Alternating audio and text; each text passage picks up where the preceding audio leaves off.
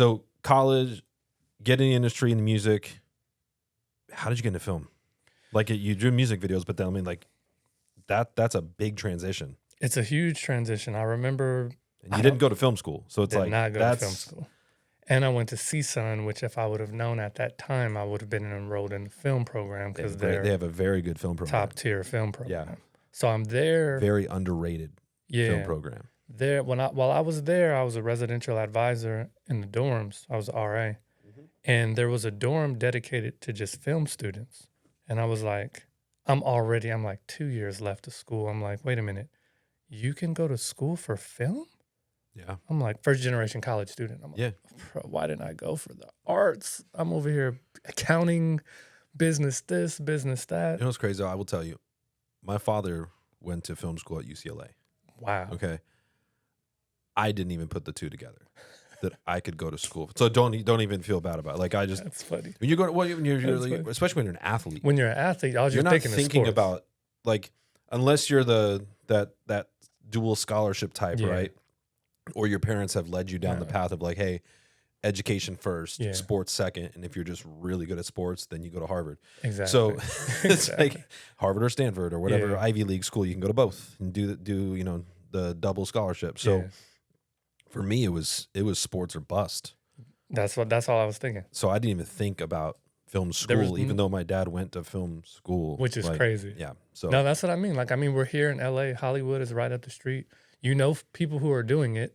I know actors. I grew up with a lot of people, and I know it exists, but never really connected. Like, oh wait, I could do this too. Yeah. So when I ended up getting into film, man, I was just at a crossroads at my life where I was like, it just hit me. I was like, I think I want to go into writing. So I was good at writing music.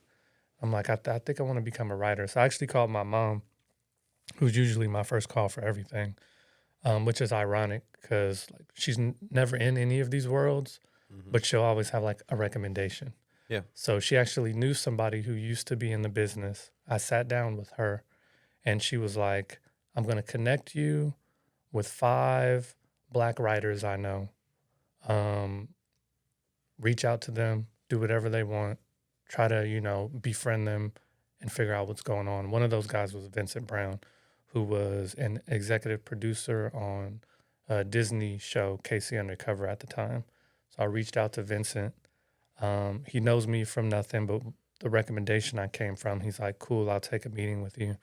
He invites me up to the show, and he's like, I'm going to show you what we do here. You can kind of figure out what's going on. And when I got there, he was like super busy. He comes back like 30 minutes later. He's like, I'm so busy today, bro. Just come back another time. I'm like, cool, I'll come back another time. But then he called me like 2-3 weeks later and he's like, you want to be a PA? We got a spot opened up. I don't know anything about film. I don't know anything about TV. I don't know what anything is called. I'm like, yeah, sure, I'll do it. Yes, sir. Yeah, that's my dream. Fake it till you make it. Yeah, this is all I wanted to do. So they let me in. They brought me on the show. And then from there, I just started getting a lay of the land. I was working. The first show that I was on was Casey Undercover for Disney, which was Zendaya's show. It was in season 2. At the time when I pulled up. So it was already a well-oiled machine that was running. But once I got there and I saw kind of what was going on, I was like, this is what I want to do. Yeah. You were hooked. Yeah, I'm like, I got to be in the writer's room. I love this. Very cool. And you have a lot of, lived experience. Yeah. Especially being from LA, then going to the AV, slinging candy. Yeah. I mean, getting in the music industry. Like there's a lot of lived experiences in multiple buckets there that you can it really does help you when you go to write. For sure. There's a lot of writers that I come across that just don't have the lived experience and they try to write about something and they can't. Yeah. They don't have that creativity to kind of think and create alternate universes and different worlds and a world where things do exist and it could exist in our world, but it doesn't, right? Like you have to create that.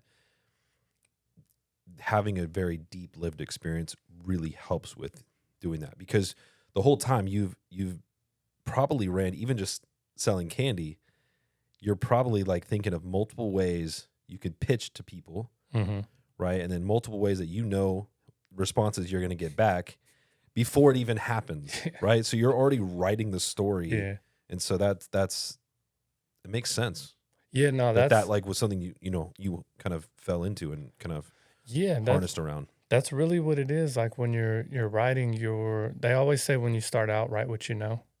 And then when you do have that experience and, even the ups and downs of life, like not having a smooth ride gave me so much perspective. Thanks for spending your time with us today on the More For Me and You podcast. If you've made it to the end, we appreciate you. Now, go do us a quick favor. Please like, comment, and share this episode. And before you go, don't forget to subscribe so you never miss an episode with the incredible guests we have coming up. You can also follow us at Momi2 Podcast on Instagram and on TikTok.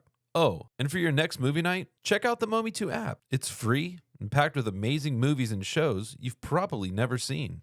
Until next time, take care, stay safe, and we'll see you in the pod.